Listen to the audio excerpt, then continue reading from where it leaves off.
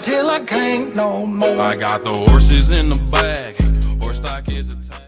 Welcome to the Sukesh Shetty show presents बातचीत and कैसे हैं आप लोग। आज के इस शुभ दिन में जो कि है हिंदी दिवस, आज हमारा टॉपिक जो बातचीत सीरीज का टॉपिक है, it is about Hindi language and Indian culture and we have here our podcast guest Prajwal Vagdari. कैसे हो प्रज्वल? नमस्कार सुकेश। मैं अच्छा हूँ, आप कैसे हैं? सब बढ़िया, फिलहाल तो सब बढ़िया है। फिर ये कोरोना वायरस के जो पैंडेमिक सिचुएशन जो चल रहा है, कैसे गुजर रहा है आपका वक्त? मेरा तो कुछ इतना कठिन नहीं गुजरा, देखिए माँ बाप की दुआ से। अच्छा। सो व्यूअर्स को मैं आपके परिचय नहीं देना चाहूंगा, उल्टा आप ही दे दीजिए आपका ओवरव्यू। आई थिंक आप बेटर दे पाओगे मुझसे ज्यादा। जी हाँ, तो आपने तो बात की कि आज का हमारा विषय है हिंदी भाषा और संस्कृति। जी। तो जैसे कि आप तो जानते हैं कि आप और मैं एक ही साथ अंग्रेजी माध्यम विद्यालय में पढ़े हैं। जी। मेरे माता पिता कन्नड़ है, मैं कन्नड़ परिवार से हूँ। ओके। मेरा गांव Right. महाराष्ट्र में है। ओके। सो तो आप बेसिकली ऐसा कन्नड़ी के हो, राइट? कन्नड़ी के हो, लाइक जी हाँ, हिंदी कन्नड़ भाषिक महाराष्ट्रीय। महाराष्ट्र। ओके जी, कन्नड़ भाषिक महाराष्ट्रीय हूँ जी। ठीक है। गांव महाराष्ट्र में है करके। ओके। तो ऐसा मेरा कोई विशेष है ना संपर्क नहीं रहा है बालपन में, या Okay. थोड़ा जब मैं महाविद्यालय गया तब तक। हाँ। जैसे आपने और मैंने विद्यालय में पढ़ा है 12वीं 13वीं तक हिंदी, करेक्ट। वैसे ही मैंने भी वैसे ही हिंदी पढ़ा है। कुछ अलग से मैंने कुछ पढ़ाई नहीं की है ओके। हिंदी के बारे में। हाँ, तो बाद में धीरे धीरे रुचि लेने लगी।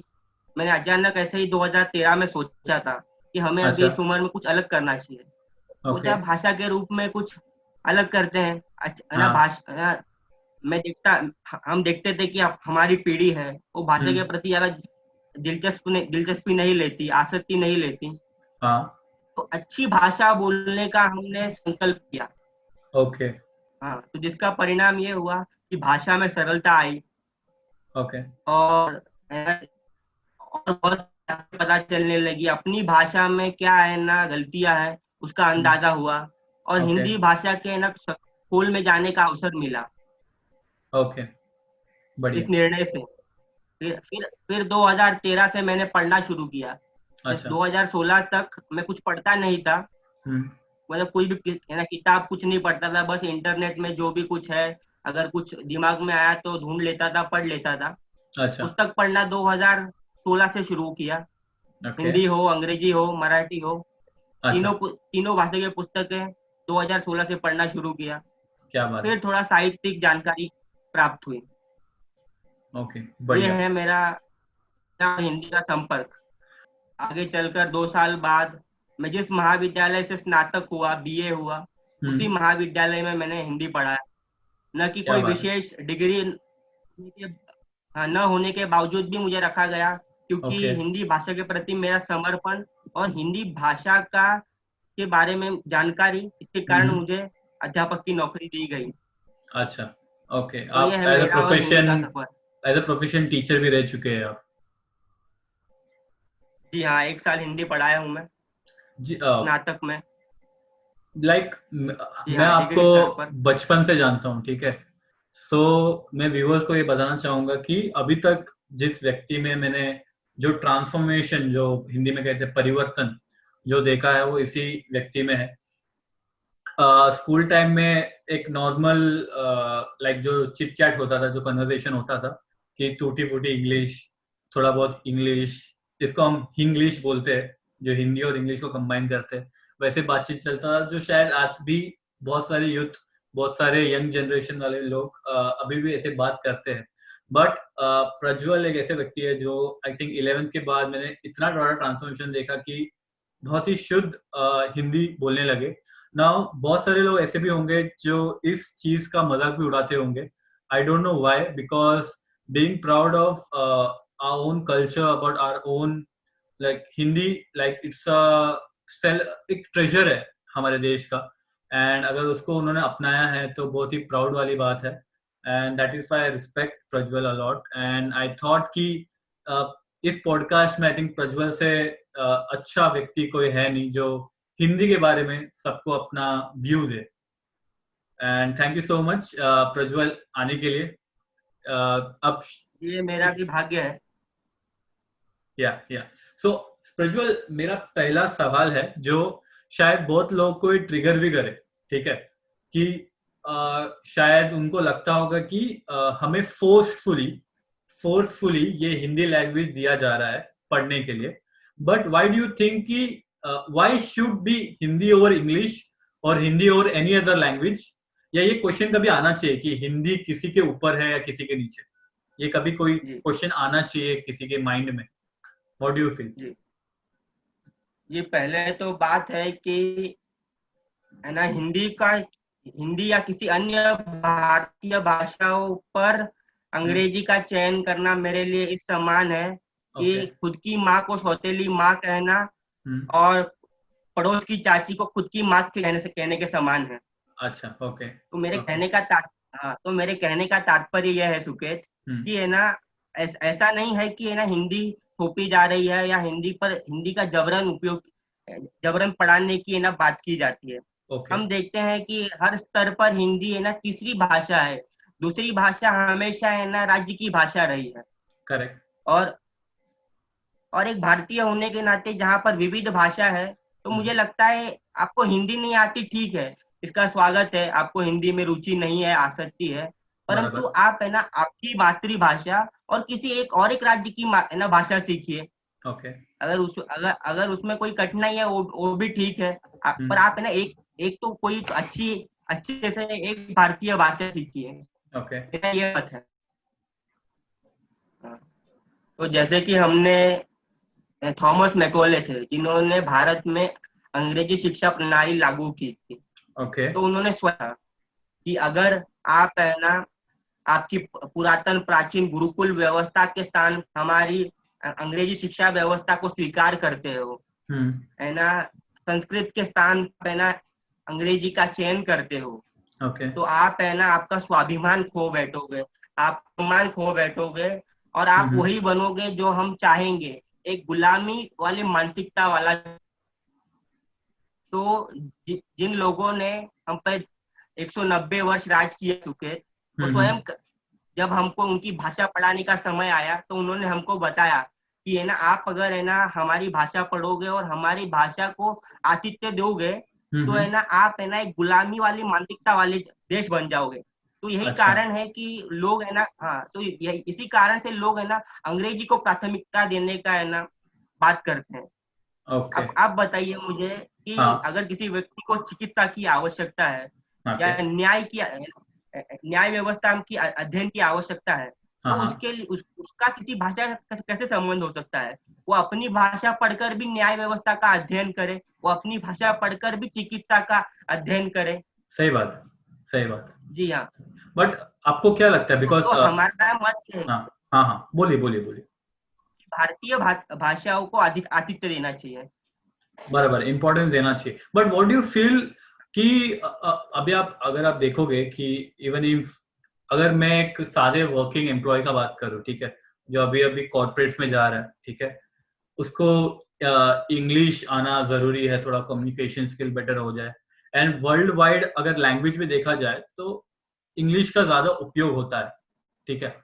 सो आर यू इनटू दैट कि हिंदी तो पढ़ना ही चाहिए, मतलब हिंदी तो पढ़ना ही चाहिए, पर इंग्लिश का भी इतना ही इम्पोर्टेंस है, right? What do you feel? या आपको आपके हिसाब से थोड़ा कम है, क्या है आपके हिसाब से? नहीं, मेरा ये कहना है कि अंग्रेजी एक वैकल्पिक भाषा होनी चाहिए, है ना, अगर किसी को ऑप्शनल, यू मीन टू से you want say optional, right? Optional होना चाहिए। हाँ, अगर आपको हिंदी भी नहीं पसंद है तो हिंदी भी आप है ना ऑप्शन में रखिए, विकल्प में रखिए, है ना, जिसको जो भाषा पढ़नी है उनको वो भाषा पढ़ने दिया जाए, उनको उस भाषा में नौकरी उपलब्ध कराई जाए। मतलब अगर राज्य है तो राज्य की भाषा में नौकरी उपलब्ध कराई जाए। अभी आप देखते हैं इतना आधुनिकीकरण हो गया है, इसके बावजूद भी कलेक्टर हो, बाकी जो है ना विशेष अधिकारियों की परीक्षाएं हो, वो भारतीय भाषाओं में हो ही रही है। करेक्ट। हाँ, अगर आप है ना अगर आप हिंदी लेते हैं अगर कोई क्षेत्रीय भाषा है, जैसे कन्नड़ हो गया, तेलुगु हो गया, है ना, बंगाली हो गई, उड़िया हो गई, आसामी हो गई, आसामी व्यक्ति होता है, वो अगर किसी सरकारी परीक्षा के लिए, केंद्रीय सरकारी परीक्षा के लिए आवेदन देता है, तो वो है ना अपनी भाषा में परीक्षा दे, अपने ही क्षेत्र में है ना अपना जो सेवा है वो प्रदान कर सकता है, न कि उसको किसी अन्य राज्य में जाने की भी आवश्यकता है। अगर कोई हिंदी का चयन करता है या किसी अन्य भाषा का चयन करता है, तो वो उस क्षेत्र में जाकर है ना अपनी सेवा प्रदान कर सकता है। तो इसके लिए विकल्प तो है, बस है ना, हाँ, बस है ना दृढ़ संकल्प नहीं है। सही का। तो बेसिकली आपका मोरल ऑफ द स्टोरी यही है कि ऐसा नहीं कि हिंदी बड़ा है, इंग्लिश बड़ा है, कोई भी, देयर शुड बी ऑप्शंस, या हम पे है कि हम क्या सिलेक्ट करें। And also we should be proud of what we have. Hindi culture हमारे पूर्वजों ने दिया है, सो एटलीस्ट हमें आना चाहिए बोलने के लिए। नहीं, मैं ये भी नहीं कहता है ना आपको हिंदी न भी आए तो भी कोई बात नहीं है, आपकी मातृभाषा आए। हाँ, अच्छा, मातृभाषा है वो भी काफी है ना। हाँ, हम उससे संतुष्ट हैं। हाँ, ठीक है। So Prajwal, the next question is about कि मुझे जानना है कि ये मिथ है कि फैक्ट है। बहुत सारे बोलते हैं कि हिंदी एक नेशनल लैंग्वेज है हमारा, बहुत सारे बोलते हैं कि नहीं है। एक्चुअल क्या है? इज इट अ मिथ और अ फैक्ट?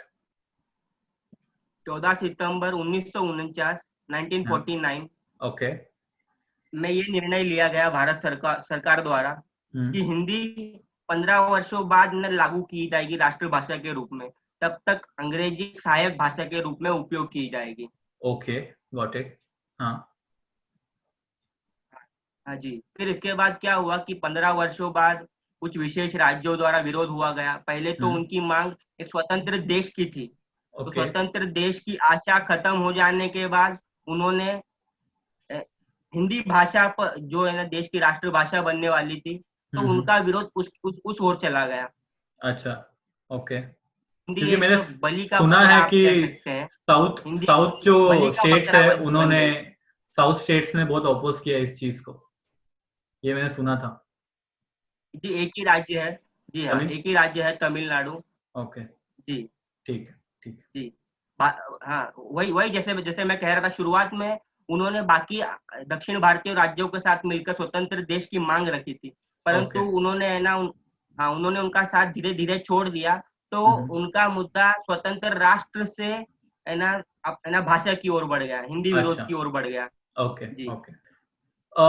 वो ये हिंदी लैंग्वेज का हिस्ट्री क्या है? लाइक हर एक का एक ओरिजिन होता है, अपने हिंदी लैंग्वेज का हिस्ट्री क्या है, ओरिजिन क्या है? जी हाँ, तो कवि शिरोमणि कालिदास जी थे 6वीं शताब्दी में। ओके, भोज साम्राज्य के कवि थे वो, बहुत बड़े विद्वान थे। तो 6वीं शताब्दी में क्या है कि उन्होंने 6वीं शताब्दी अर्थात मतलब कौन से सेंचुरी? 6th century, okay.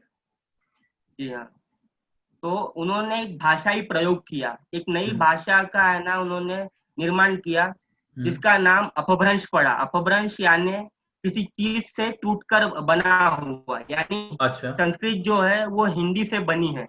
सही है। तो क्या है कि वो अपभ्रंश के रूप में है ना उपयोग किया जाने लगा, ज्यादा उसका प्राचीन इतिहास नहीं है। फिर हमारे 20वीं शताब्दी में महापंडित राहुल साकृत्यायन जी थे, जो कि एक पर्यटन साहित्यकार थे। तो बौद्ध धर्म के अध्ययन के लिए वे तिब्बत गए थे। तो तिब्बत में उनको हिंदी साहित्य का 8वीं शताब्दी का एक है ना शब्दावली मिली। शब्दावली का अर्थात डिक्शनरी, ओके। जगह जी, ये है हिंदी भाषा की उत्पत्ति। अब प्रज्वल, बहुत सारे लैंग्वेजेस के एक सब कैटेगरीज भी होते हैं कि मतलब उनको बोलते हैं डायलेक्ट्स ऑफ दोस लैंग्वेजेस। सो ये डायलेक्ट क्या है? हिंदी लैंग्वेज का डायलेक्ट्स क्या है? जी, जैसे कि मैं इनको हिंदी में इसको उपभाषाएं कहते हैं या बोलियां कहते हैं। ओके। तो क्या है, पर मैं इनको है ना बोलियों के रूप में नहीं देखता। ओके, मैं इनको अपने आप में एक समृद्ध भाषा समझता हूँ। किसी भी राज्य की भाषा जो होती है, मैं उनको उस समान समझता हूँ। ओके। जैसे कि अवधी भाषा है, तो अवधी भाषा प्रभु श्री रामचंद्र की भाषा है। प्रभु श्री रामचंद्र के राज्य को अवध प्रदेश कहा जाता था। तो उनकी भाषा अवधी थी। ओके। जी। है ना परमात्मा कृष्ण थे, तो परमात्मा कृष्ण के प्रदेश में ब्रज भाषा का उपयोग होता था। ब्रज, ओके। तो आप परमात्मा कृष्ण के बारे में है ना हम जो भी पढ़ेंगे, जैसे कि सूरदास थे, सूरदास के दोहे हम पढ़ते थे तो वो ब्रज भाषा में होते थे। कबीर के दोहे हम पढ़ते थे तो वो अवधी में होते थे। अच्छा, ओके ओके। जी हाँ, तो ये उपभाषाएं भी कारण है कि उत्तर प्रदेश में हिंदी भाषा एक शिक्षा की भाषा है, क्योंकि अवधी और ब्रज भाषाएं हैं या बाकी अन्य भाषाएं हैं, उनका भी बहुत समृद्धशाली इतिहास है। Okay okay. और वो किसी है ना भारतीय भाषाओं से कम नहीं है। जैसे कि अभी मैंने स्वयं आपको बताया कि प्रभु श्री रामचंद्र की भाषा और परमात्मा कृष्ण की भाषा जो है वो है ना किसी भाषा से है ना कम हो ही नहीं सकती। अच्छा, तो ये बात है। तो ये हो गया उत्तर प्रदेश की जी। तो ये बात हो गई उत्तर प्रदेश की। तो बिहार में है, बिहार में मगधी बोली जाती है, बिहार की राज्य भाषा मैथिली है ना। बिहार की फिल्म इंडस्ट्री भोजपुरी है। बराबर। हाँ, बिहार में नेपाली भी बोली जाती है। हाँ, ये पता नहीं था मुझे। अच्छा, नेपाली भी बोली जाती है। जी हाँ, क्या है बिहार नेपाल से सटा हुआ है। राइट, तो उस क्षेत्र में जी हाँ, और उत्तर प्रदेश में गोरखपुर के इर्द गिर्द के जो क्षेत्र है वहां पर भी भोजपुरी बोली जाती है। अच्छा, ओके। और उत्तर प्रदेश में और एक क्षेत्र है जहां पर उत्तर प्रदेश, राजस्थान और मध्य प्रदेश की जो जिले हैं वो एक जगह मिलते हैं, उनको बुंदेलखंड कहा जाता है, वहां बुंदेली बोली जाती है। Okay okay. तो रानी लक्ष्मीबाई की भाषा बुंदेली हुआ करती थी। तो उनके संदर्भ में जो इतिहास हम पढ़ेंगे वो है ना बुंदेली में मिलता है। ओके, ठीक है। तो ये तो मैंने आपको सिर्फ है ना उत्तर प्रदेश और बिहार की है ना 2-3 बोलियों के बारे में बताया, जो है ना कितनी है ना इतिहास में समृद्ध है, भाषाई रूप से, साहित्यिक रूप से इतनी है ना बड़ी है, महान है। Okay okay. आप किसी अन्य भारतीय भाषाओं का भी इतिहास पढ़ेंगे तो। और मेरा ये मानना है कि जो हिंदी प्रदेश कहा गया है, तो उन राज्यों को, जैसे कि राजस्थान हो गया, मध्य प्रदेश हो गया, छत्तीसगढ़ हो गया, हरियाणा हो गया, इनको हिंदी प्रदेश का भाग माना जाता है। तो इनकी भी एक स्वतंत्र भाषा होनी चाहिए, मेरा ऐसा मत है। अच्छा, ओके। जो कि हम बोलियां कह रहे हैं वो भाषा के रूप में है ना उपयोग की जा सकती है। सही बात है, बिकॉज इंडिया है ही डाइवर्सिटी वाला चीज। मतलब इंडिया फेमस है कि इसमें इतने सारे डाइवर्सिटीज है, so why not accept it, उसको एक्सेप्ट करना चाहिए। जी हाँ, जैसे कि मैंने आपको बिहार का उदाहरण दिया, तो बिहार में मैथिली राज्य भाषा है। ओके, सो जैसे आपको पता है कि इंग्लिश या अंग्रेजी लैंग्वेज ये बहुत प्रसिद्ध है पूरे वर्ल्ड वाइड। लाइक बहुत सारे कंट्रीज इसे एक बेसिक लैंग्वेज, मतलब मोड ऑफ कम्युनिकेशन बोल सकते हैं, अंग्रेजी है। सो हिंदी का क्या दर्जा है, इंटरनेशनल स्टेटस क्या है बाकी कंट्रीज में, या लोग क्या सोचते हैं उसके बारे में? आपने पहले तो अंग्रेजी का उदाहरण दिया, तो मैं एक बात बता दूं कि अंग्रेजी एक अंतरराष्ट्रीय भाषा है, ये भी एक भ्रांति है मेरे अनुसार। अर्थात मतलब भ्रांति यानी भ्रम है। अच्छा, ओके। तो मैं इसका आपको है ना उदाहरण सहित है ना आपको है ना स्पष्टीकरण दे सकता हूँ। ठीक है। जैसे कि भारत देश है, यहाँ पर अगर चुनाव होते हैं है ना, आम चुनाव, तो एक राष्ट्रीय पक्ष होने के लिए 8% आपको मत होना आवश्यक है, तब भी उनको है ना राष्ट्रीय पक्ष होने का है ना दर्जा मिलता है। तो ठीक भाषा के रूप में भी है ना अगर वैसा कोई मापदंड हो तो अंग्रेजी है ना वहां पर कहीं पर भी हिंदी के सामने कहीं खड़ा नहीं होता। ओके, ठीक है। जैसे कि अमेरिका है, तो अमेरिका में 35% जनसंख्या है, 35 करोड़ जनसंख्या है। ओके। जहां पर 10% जनसंख्या स्पेनिश बोलती है। अच्छा, ओके। अगर आपका किसी अमेरिकी स्पेनिश बोलने वाले से सामना होगा, तो वो अंग्रेजी अच्छी खासी नहीं बोल पाता है। ओके, ठीक है। आप देखें कनाडा है, तो कनाडा में लगभग आधा कनाडा फ्रांसीसी बोलता है। Okay okay. और इंग्लैंड की बात करें या यूनाइटेड किंगडम, तो United Kingdom Wales, Ireland, Scotland और इंग्लैंड मिलकर बना है। राइट।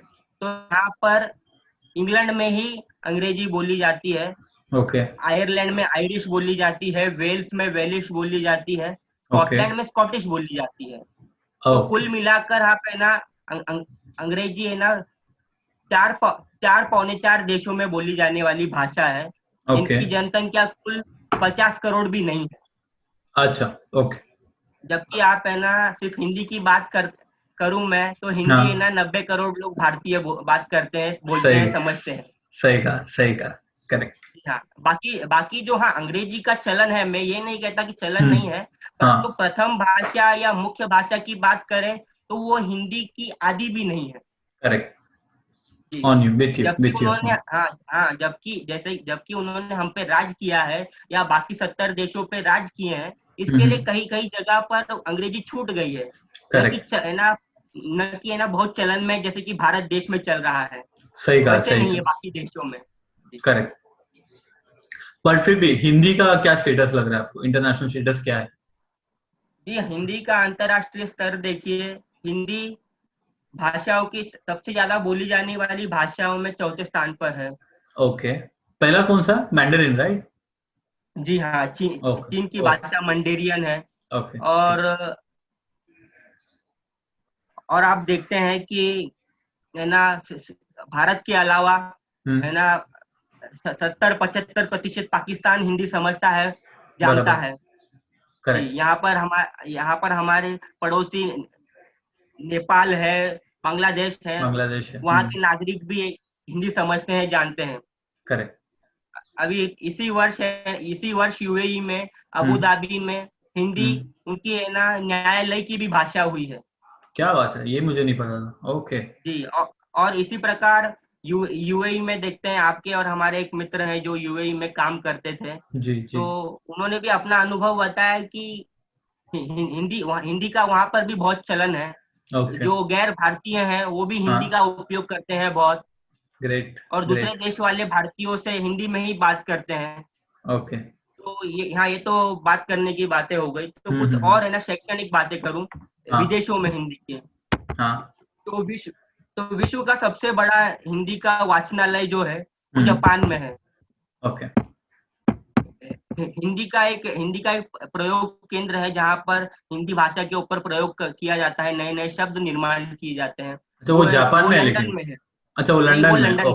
वो लंदन में। हाँ, जापान की मैंने बात ये कही कि लाइब्रेरी सबसे बड़ा पुस्तकालय हिंदी का। जी हाँ, हिंदी का सबसे बड़ा पुस्तकालय वो जापान में है ना। स्वीडन के 2 विद्यापीठ है, वहां पर हिंदी भाषाएं पढ़ाई जाती है। Nice nice. हाँ, और रूस भी है ना हिंदी का एक है ना अच्छा केंद्र है। ओके जी, रूस की बात आई तो है ना एक बात याद आती है मुझे रूस के बारे में। तो संयुक्त राष्ट्र यूनाइटेड नेशन की पहली सचिव हमारे भारत की ही थी, विजया लक्ष्मी पंडित जी। राइट स्वतंत्रता के बाद 48 में शायद से वे रूस गई थी संयुक्त राष्ट्र की ओर से। तो वहां पर उन्होंने अपना संबोधन अंग्रेजी में किया। तो ये बात उनके राष्ट्र प्रमुख को खटकी कि स्वतंत्र देश की नागरिक होने के बावजूद भी जिन्होंने इन पर राज्य किया, ये महिला उनकी भाषा का उपयोग करती है। तो ये गुलामी की मानसिकता वाली व्यक्तित्व है। तो इस कारण से उन्होंने विजया लक्ष्मी पंडित का भाषण बीच में ही रुकवा दिया था। अच्छा ओके उसके राष्ट्र प्रमुख ने। क्या बात। ओके जी है, ये है हिंदी का अंतर्राष्ट्रीय स्तर। और देखिए, जैसे कि मैंने बताया, ये तो भारतीय उपमहाद्वीप के बारे में बताया। आप जैसे कि वेस्ट इंडीज में जानते हैं, तो आप और हम मैंने देखते हैं कि बहुत से भारतीय नाम है वेस्ट इंडीज क्रिकेट रामदीन। जी हाँ, तो इसका कारण ये है कि गुयाना, त्रिनिदाद और टोबैगो, सूरीनाम, यहाँ की है ना एक औपचारिक भाषाओं में से एक है हिंदुस्तानी भाषा। फिजी हो गई ऑस्ट्रेलिया के करीब। तो इन सब जगहों पर भी हिंदी का उपयोग होता है। तो कुल मिलाकर कम से कम 1 भर देश है। हाँ, आपने नाम ले लिया इतना सारे। जी हाँ, तो ये 1 भर देश है जो है ना न केवल भारत को परंतु इन देशों को भी फायदा होगा अगर हिंदी का उपयोग चलन राष्ट्र और अंतरराष्ट्रीय स्तर पर दोनों को होगा। ओके, नाउ प्रज्वल, जो डायलेक्ट्स वाला जो क्वेश्चन था, what are the dialects of Hindi, उसमें आपने हिंदू गॉड्स का नाम लिया। नाउ हम थोड़ा इंडियन कल्चर के बारे में बात करते हैं, जिसमें Hindu gods and Hindu mythology place a very big part. ठीक है, बहुत बड़ा पार्ट प्ले करता है। वैसे तो मुझे पता हो, मतलब मुझे तो लग ही रहा है कि you believe in Hindu gods and mythology, फिर भी मैं पूछ रहा हूँ या whether you believe in it कि ये सब हुआ है, या एक बोलता है कि सेंस ऑफ रिस्पेक्ट है कि हाँ ये मेरा कल्चर है इसलिए आई कैन रिस्पेक्ट दैट। अगर हुआ है नहीं हुआ अलग की बात है, बट ये मेरा हिंदू कल्चर है सो आई विल रिस्पेक्ट दैट। आपका क्या व्यू है? जी मैं ना पूर्णतः विश्वास रखता हूँ सनातन संस्कृति और परंपरा पर। ओके। ये है ना वो भारतवर्ष का अंग रही है, भारतवर्ष का भाग रही है। और वो है ना पहले भी थी, आज भी है और कल भी Okay. रहेगी। तो इसमें कोई Okay. संदेह की बात ही नहीं है ठीक कि है। है ना कुछ शंका में होना कि सनातन संस्कृति थी या नहीं थी। इसमें एक तो एक बस इंटरप्ट करना चाहूंगा, sorry, but it's one of that बोलते हैं ना डिबेटेबल क्वेश्चन है कि जब हम हर चीज में प्रूफ मांगते हैं, सबूत मांगते हैं, तो इस चीज में हम क्यों ऐसा करते हैं कि हाँ सबूत नहीं होगा तो भी चलेगा, एक फेथ है करके, ये इस चीजों में क्यों होता है? नहीं, क्या है देखिए अभी जब प्रमाण की बात आती है तो 6वीं शताब्दी में आदि शंकराचार्य थे। सुना है तो या? उस समय हाँ, तो उस समय भारतीय संस्कृति, हिंदू संस्कृति थोड़ी ढलान पर थी, कमजोर हो गई थी। तो ओके। तभी बौद्ध और जैन संस्कृतियों का वर्चस्व था। वो है ना हल्की सी अपनी है ना क्या कहते सत्ता है ना स्थापित कर रही थी। बहुत से राजाएं बौद्ध और जैन संस्कृति का पालन कर रहे थे। ओके। तो उस समय हिंदू संस्कृति की रक्षा के लिए या उद्भव के लिए आदि शंकराचार्य जी ने ना संकल्प लिया। सबसे पहले उन्होंने बौद्ध धर्म के सबसे बड़े महामंडलेश थे, ओके। मंडलेश मतलब? उनके साथ है ना शास्त्रार्थ किया। ये उनके प्रमुख थे। प्रमुख थे। हाँ, वो बौद्ध धर्म के प्रमुख थे। ओके। तो उस काल में उन्होंने आदि शंकराचार्य जी ने उनसे है ना शास्त्रार्थ किया और उसमें उन्होंने विजय प्राप्त की। अच्छा। ओके। और फिर हाँ तो फिर है ना चारों दिशाओं में उन्होंने 4 मठों की स्थापना की और सनातन की जो वर्चस्व है उसको स्थापित किया। और सनातन का अर्थ क्या है? महामंडलेश सनातन आप लाइक 2-3 बार आपने कहा जी हाँ, सनातन। सनातन का मैं अर्थ जी हाँ जी हाँ, सनातन का मैं बताता हूँ मैं आपको। तो उसके बाद शास्त्रार्थ में पराजित होने के बाद महामंडलेश ने भी हिंदू संस्कृति का ग्रहण किया और वो स्वयं सनातनी हो गए। ओके। ओके। जी, यानी आप सोच सकते हैं कि सनातन की है ना महानता प्रज्वल वागदरी हो या कोई अन्य है ना जो भी प्रश्न होते हैं सनातन के ऊपर, तो हर बार है ना सिद्ध किए जाते हैं। जैसे कि विवेकानंद थे, विवेकानंद ने भी है ना 19वीं शताब्दी में जाकर हमारी भारतीय संस्कृति की महानता और विशेषता को है ना अमेरिका में जाके है ना दुनिया के सामने बताया था कि क्या है भारतीय संस्कृति परंपरा। फिर आपने एक प्रश्न पूछा सनातन क्या है? तो व्यक्ति ही है, धर्म सनातन है। ओके, धर्म ही ओके, ठीक आपका है। मेरा धर्म सनातन। हाँ, भौगोलिक कारण से आप और मैं हिंदू है। ओके, बराबर, सही है। परंतु हम सनातनी है। Okay, is it equivalent to like basically humanity? Is it equivalent to humanity कि हाँ हम जो हिंदू मुस्लिम जो है वो डेमोग्राफिक सिचुएशन की वजह से हम बने हैं कि हाँ मैं इंडिया में पैदा हूँ इसलिए Hindu, but at the and हम एक ही है, सब कुछ सब एक ही है। इज इट दैट सनातन? ये सनातन क्या है कि अनादि है, अनंत है, बहुत पुराना है। ओके, अच्छा, इसका मतलब है सनातन। ओके ओके ओके जी, ठीक है। नाउ हमारा जो जनरेशन है, youth generation, it is more inclined like बहुत ज्यादा वेस्टर्न कल्चर पे ज्यादा बोल सकता हूँ जा रहा है, उस ओर में जा रहा है, उस पाथ में जा रहा है, ठीक है। एंड अपना इंडियन कल्चर थोड़ा पीछे रह जा रहा है इस चीज में। सो ये क्यों हो रहा है? पहली बात, क्यों? इज इट अबाउट द अपना इंडियन एजुकेशन कि ये अपने लाइक हम जब चाइल्डहुड में बचपन से थे तब तभी ये इंकलकेट नहीं किया गया है हमारे अंदर, या क्या है, किस वजह से ये हो रहा है? ये आपने सही बात कही, शिक्षा एक मूल कारण है कि किसी की Okay. संस्कृति को, जैसे कि मैंने शुरुआत में ही कहा था थॉमस मैकॉली की बात, कि उसने कहा अगर आप हमारी भाषा और संस्कृति शिक्षा व्यवस्था पढ़ते हैं तो आपकी संस्कृति और आपके जो मूल प्राचीन विचार है, भाषाएं हैं, उन पर आप वही बनोगे जो हम चाहते थे। हमारी विचारधाराओं पर चलने वाले आप लोग बनोगे। नहीं, आप है ना देखिए, जी हाँ, आप अभी देखिए, आप है ना अभी शिक्षा की बात करते हैं, है ना हम जो बचपन में पढ़ते हैं, अभी साहित्य हो गया, तो हम है ना कहानी पढ़ेंगे तो हम अंग्रेजों की कहानी, उनके देश के बारे में पढ़ेंगे, उनकी संस्कृति, उनकी सभ्यता, उनकी समस्याओं के बारे में पढ़ेंगे। आप हिंदी पढ़ोगे, मराठी पढ़ोगे, कन्नड़ पढ़ोगे, तो आप है ना उस प्रदेश की, उस राज्य से जुड़ी बातों के बारे में पढ़ोगे, वहाँ की समस्याओं के बारे में पढ़ोगे, वहाँ की है ना पर्यावरण के बारे में, वहाँ की अच्छी बुरी बातों के बारे में पढ़ोगे। तो है ना भाषा एक बहुत सरल कारण होता है किसी भी संस्कृति को, या है ना किसी की बातों को है ना कम करना या नीचे गिराना। जैसे कि आपने ये कहा था कि है ना भारतीय पीढ़ी क्यों है ना संस्कृति की ओर ज्यादा है ना लगाव नहीं है, या है ना जुड़ाव नहीं है। तो उसका एक मैं ना बहुत अच्छे से उदाहरण देता हूँ। जैसे कि हमने बचपन में अंग्रेजी में पढ़ा था, rain rain rain go away come again some another day, little Johnny wants to play. Right. तो क्या है कि इंग्लैंड में 6 महीने ठंड और 6 महीने बारिश होती है। बराबर। तो उस परिवेश में वो एक बच्चे की कविता है। और एक हम मराठी में, तो इसी संदर्भ में, बारिश के संदर्भ में हम मराठी में भी एक कविता पढ़ते थे।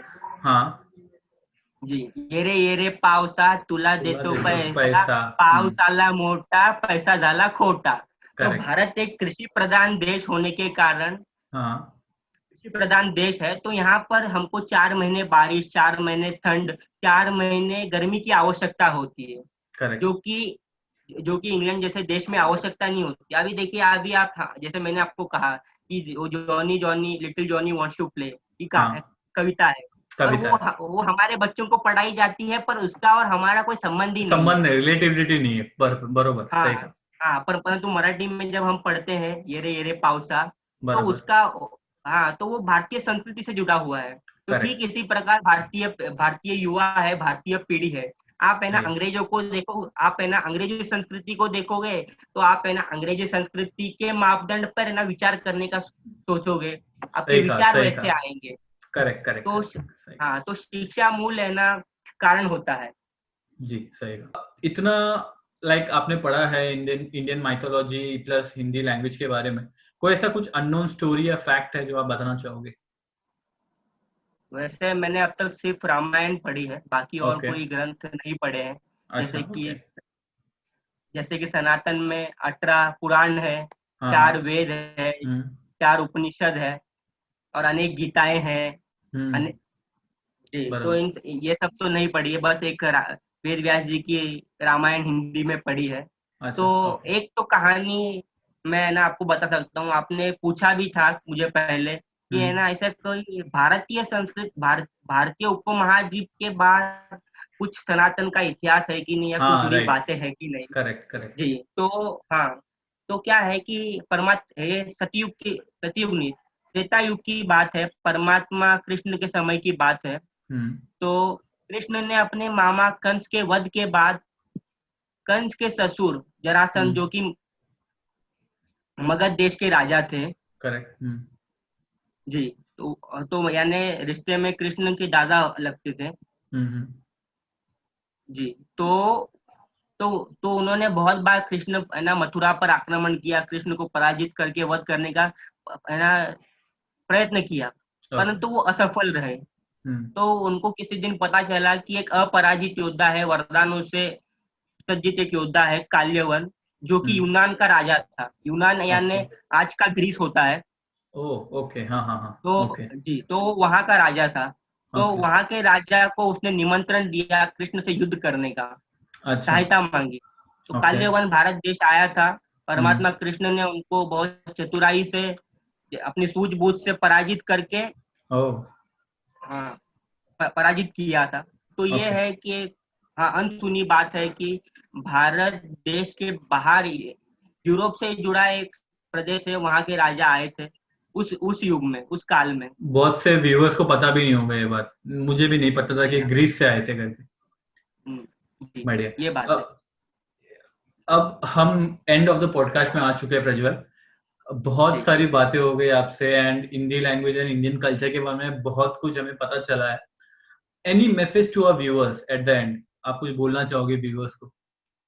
जी हाँ, तो हमने शायद एक बात छोड़ दी लगता है मेरे बारे में कि मैंने राजनीतिक शास्त्र में परास्नातक किया है। परास्नातक मतलब अर्थात? जी MA, master of arts. Okay okay okay.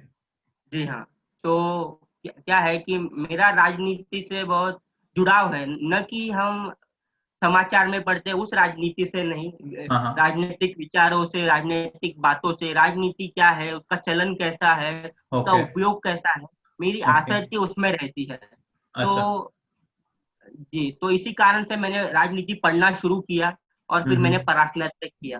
तो राजनीतिक शास्त्र का छात्र होने के नाते राजनीति का आप जानते हो इस शब्द का बहुत दुरुपयोग होता है। जी, आप जहाँ पर भी जी हाँ, जहाँ पर भी देखे मतलब है ना, कुछ भी बुरी बात रहती है, आप है ना वो एक पर्यायवाची शब्द हो गया है। हाँ, राजनीति कर रहे हो करके। हाँ, सही कहा। हाँ हाँ, ऐसे ना हर जगह राजनीति है। तो मुझे इस बात का बहुत दुख होता है, खेद होता है। तो राजनीतिक तो मेरी खुद की है ना परिभाषा है राजनीति की। बोलिए।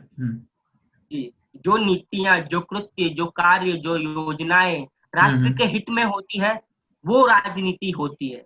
और जो नीतियां, जो कृत्य, जो कार्य, जो योजनाएं राष्ट्र के हित में न हो वो छल कपट होता है, षड्यंत्र होता है, न कि राजनीति होती है। सही कहा। तो आपके सभी दर्शकों से मेरा ये निवेदन है कि राजनीति शब्द का आदर सहित उपयोग कीजिए।